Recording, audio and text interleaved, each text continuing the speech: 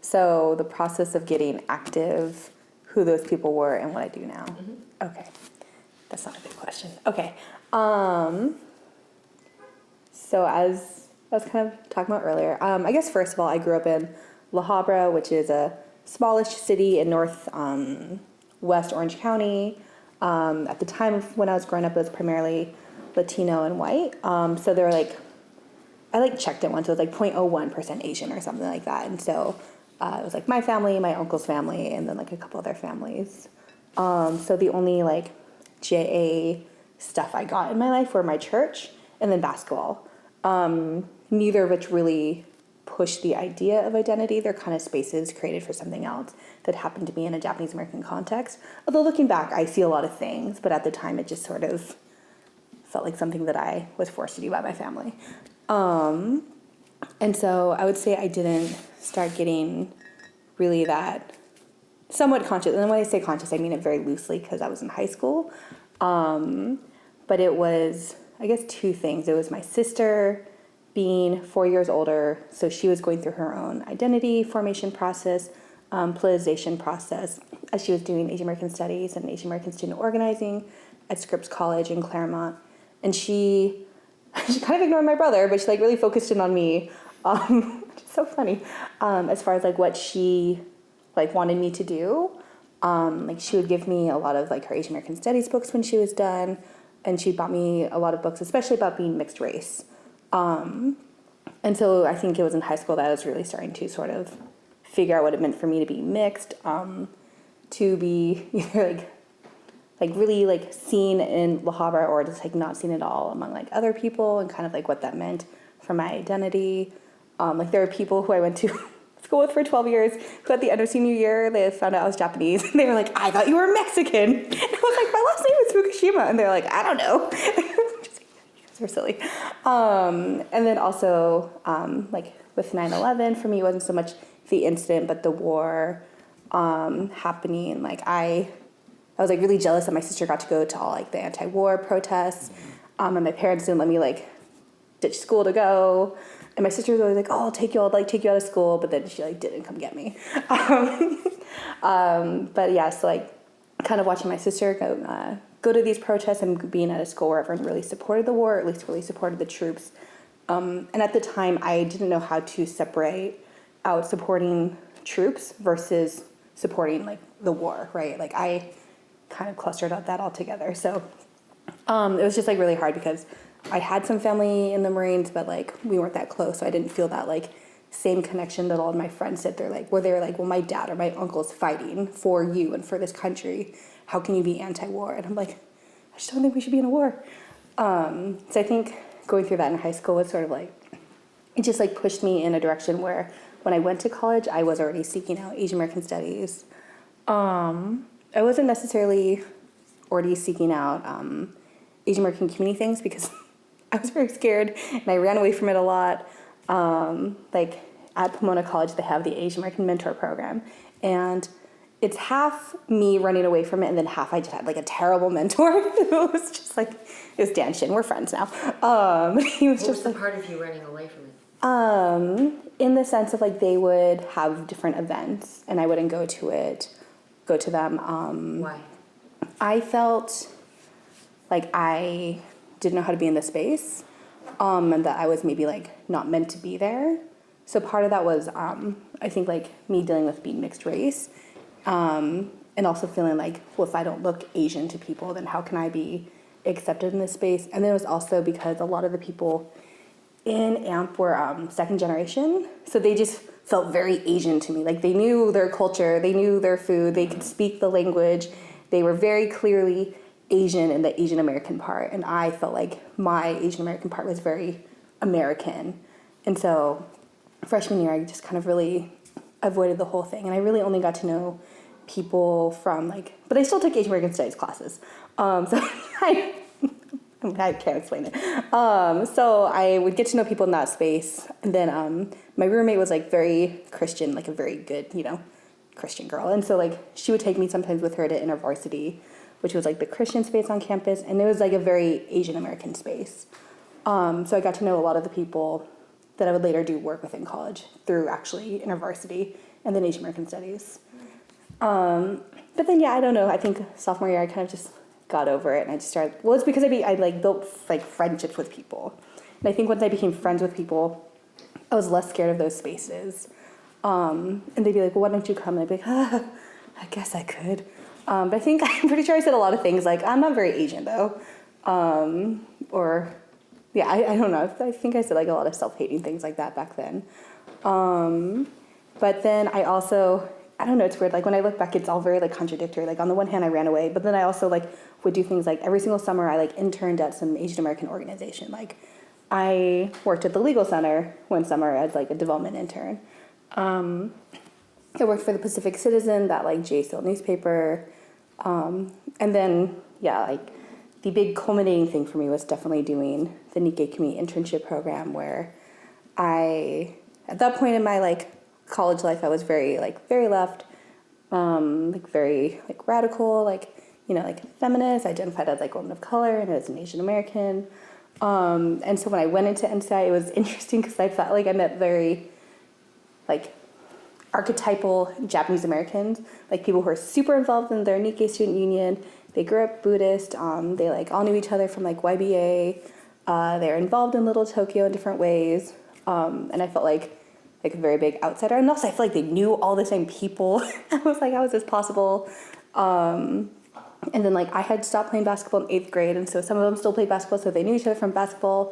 And it was sort of like overwhelming to realize there are all these layers and levels of the community that they all knew. And I felt very like outside of it. But I also realized that summer that I like really wanted that. So I sort of just threw myself into it. Yeah. And also meeting people like Evelyn, who like really took me under her wing. Yeah, just starting to meet like folks like Alan and Kathy.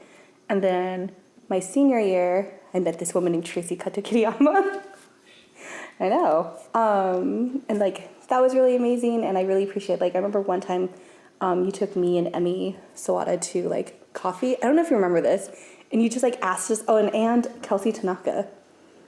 In Claremont. Yeah. Okay. And we like talked about like being Japanese American women, and then we talked about like for the three of us like being mixed, and like you kind of were just like very like JA big sister, and I was just like, oh, like this is making me think about a lot of things I haven't had to think about. And that was the year I also ran the Asian American Mentor Program, so I was always just like, oh, irony that I now run the program that I like ran away from.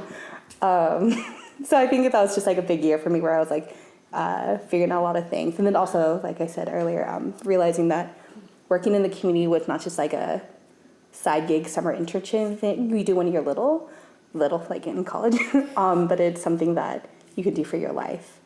So when I graduated from Pomona, I still wasn't sure what I wanted to do. But I had kind of slacked on finding a job, and Craig was like, well, just come intern for us until you figure it out. And I was like, okay, fine. So he like found some money through a chapter and like got me this internship. And then I just didn't leave the organization, and it like translated, or it shifted after summer into like the public policy coordinator position that I held for 2 years. And then, yeah, I just like really fell in love, like working with Little Tokyo, like the community, and like the really like intimacy of like you're walking and then you like run into like 5 people you know, and you're like, oh, hi everyone. So I think, yes, I don't know, I think for me it's always been a process of like finding people in community, and like being really lucky to have amazing people in our community that like are willing to like mentor you and take you on, like especially once they realize that you're kind of here to stay, you're not just like a one-time drop-in. So I think when they see like you are willing to invest, they're willing to invest in you. And so I just feel really grateful. I have this like long list of incredible people who are like such amazing badasses, and and they like, you know, help me out, and that's so amazing. Yeah. So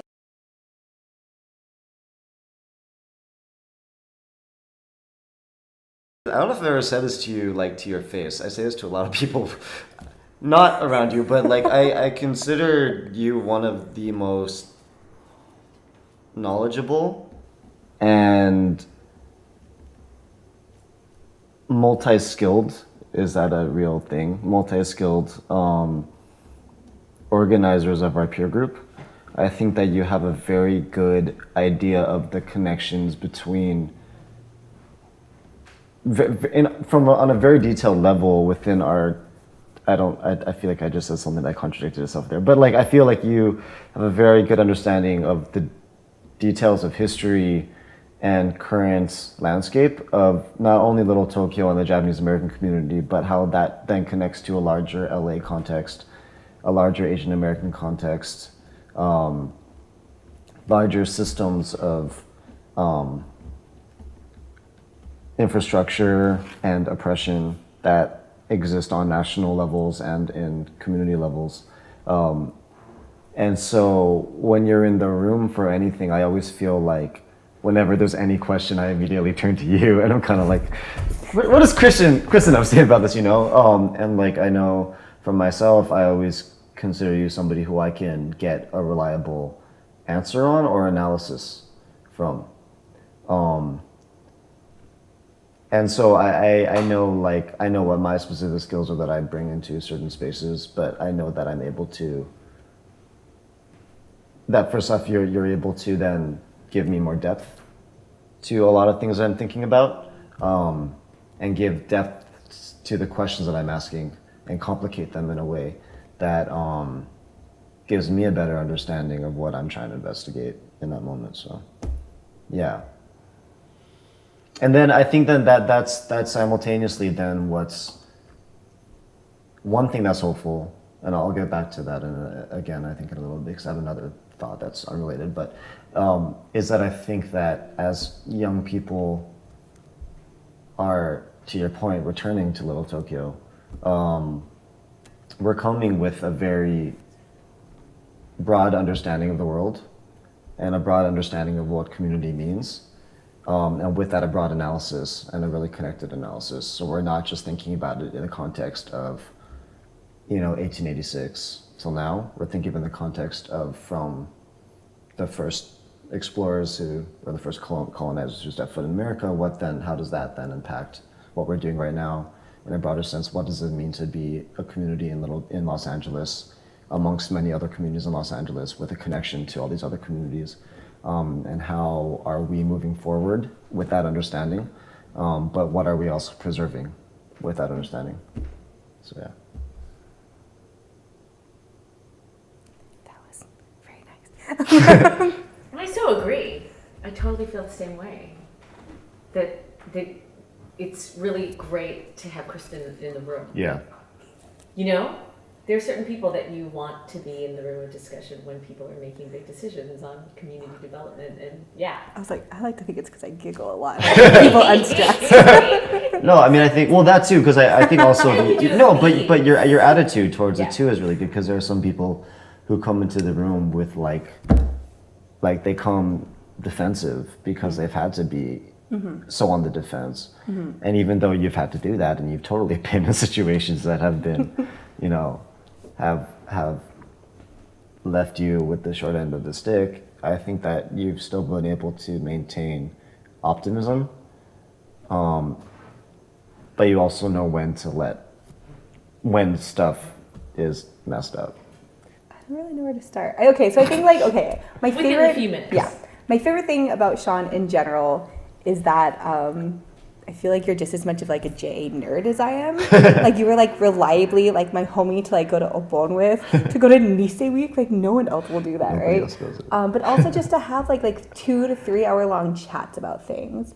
And I appreciate I feel like even more so than me, like your experience growing outside of like LA and the community brings like a really important and needed viewpoint, that like we don't see a lot, because you have like your Craig Ishis and your Jessies and like all these folks who kind of grew up in what I call like the like standard JA way, right? Where they kind of did all these same things, have known each other forever, and it's just like, it's not that they take it for granted, because they wouldn't do the work if they took it for granted, but they almost have like a sense of like what it means to be Japanese American, to be in the community that is like very informed by that experience, and that's kind of just like what their mode is, versus like you coming in with like a New Jersey perspective, Canada perspective, growing up like you said without like other yonsei around you, and just like what does that like larger vision of what it means to be Japanese American look like? Not just like the Japanese Americans of LA, or even like the Japanese Americans of Nishi or OCBC or whatever. And so I think that's like always been one of the things I really appreciate, and I feel like because like I've even heard you say that like Craig, like that's just like your experience, like it is completely different from me here. And I think like that needs to come out more often, because I think we get really trapped into this like mode of just like doing things how it's always been. And I think even though I didn't have the experience, will sometimes just bandwagon it. So it's like so good to have like you come in and just like disrupt it and be like, no, like this is like weird. Like there's another way that we could do this. And that's like so important, you know? Yeah. And then I don't know, I think, well, this is just going to make me sound more like big sistery, but I think like, cause I've known you since you were in college. And so kind of seeing you be like a really like angry angry kid, you know, to like this like really like, you know, huge leader that like a lot of people look up to, and watching you sort of like develop and find your process has been like also just like a learning experience for me. Like, you know, you're managing like an unruly bunch of folks herding cats. Yeah.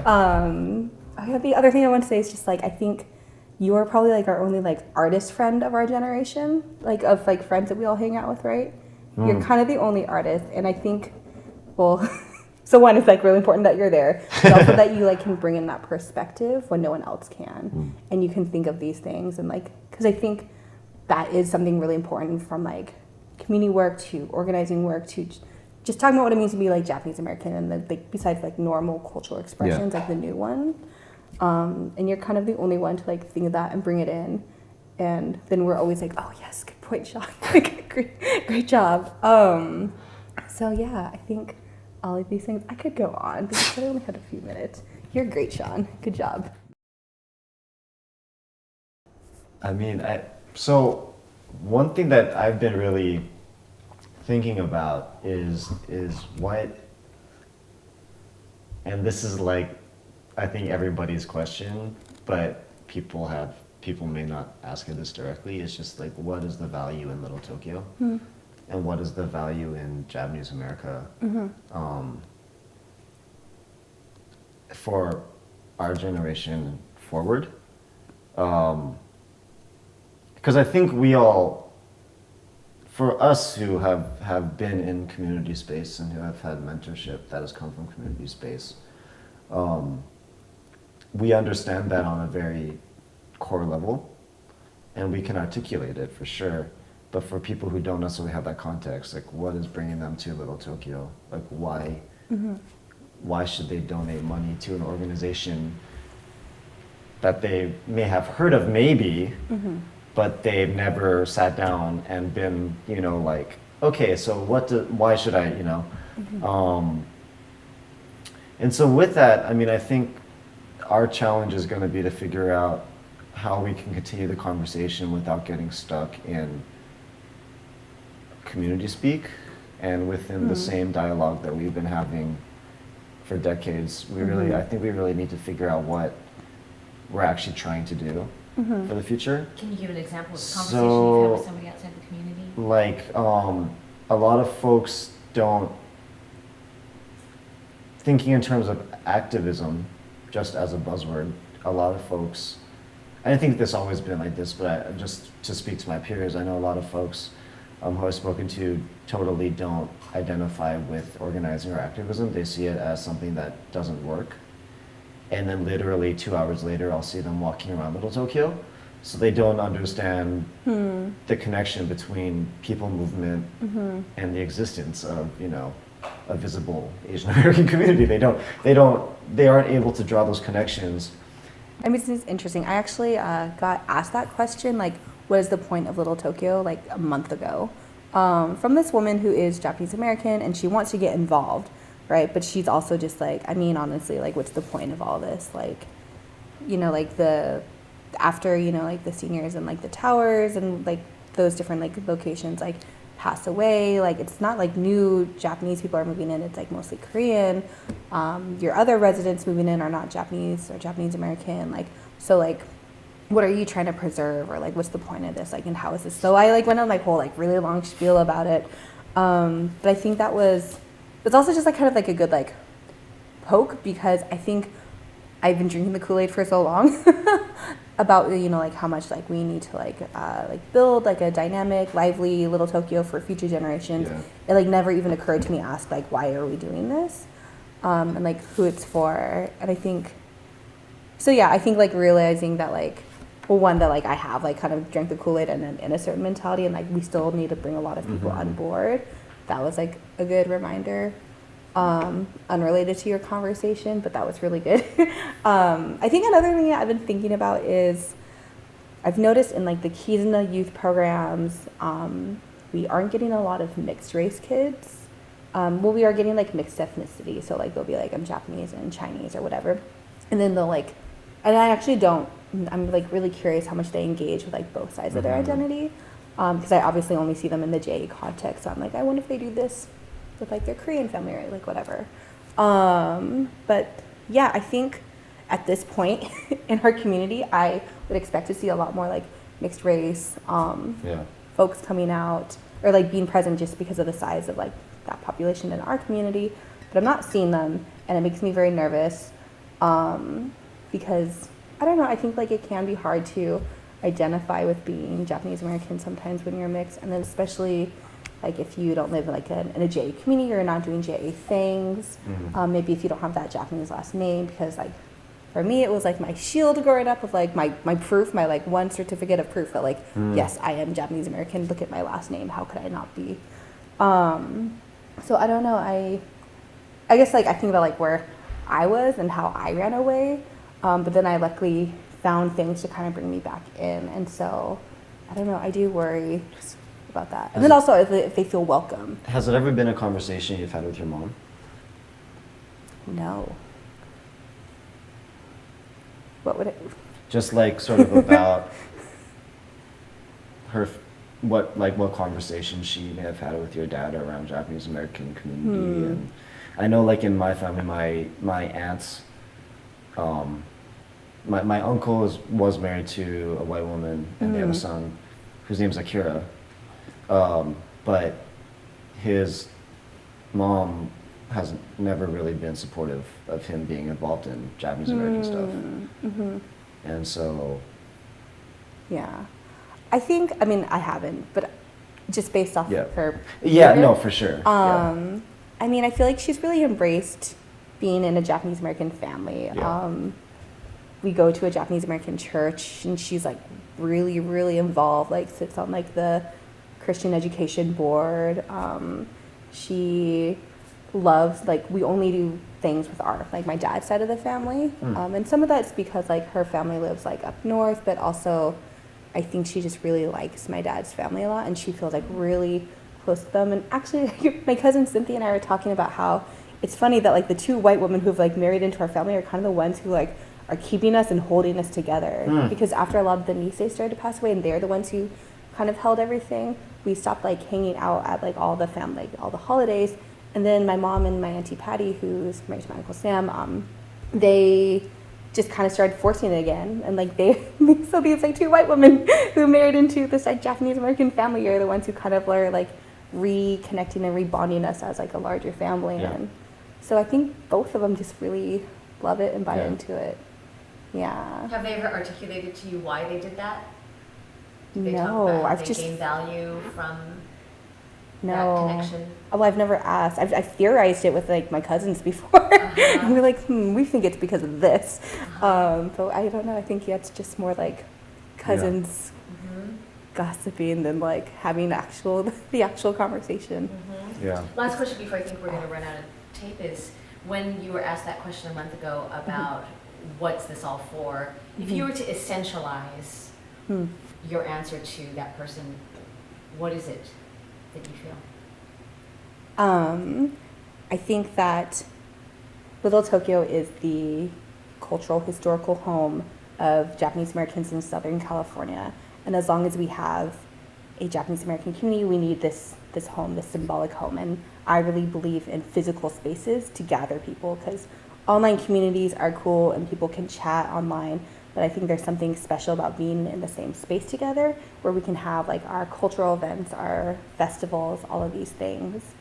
And I just think that's important. I think that I've been finding that like there are young Japanese Americans who want this. Like I think there's a reason that like Keys and his programs do so well, and that we work with over 250 youth a year. It's because maybe it's coming from the parents and sometimes it's coming from the kids, but there's, you know, the need for like having that, and whether it's just purely like intellectual or it's like cultural, or they really are in a place where they need to like find out what it means being Japanese American to them.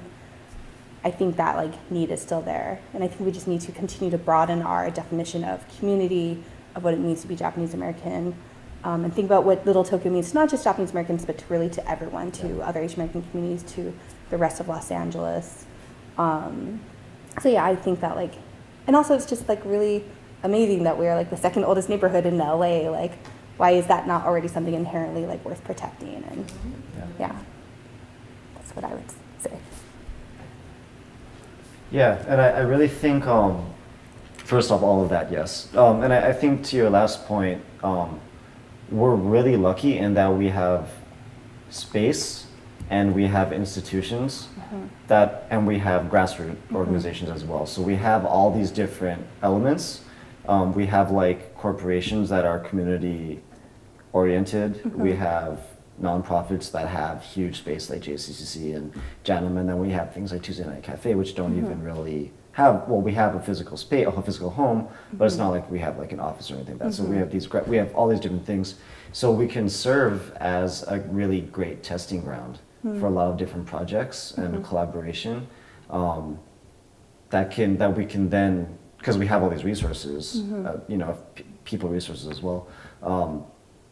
And so we can serve as a space to try new things that can then be ported out to different communities around Los Angeles.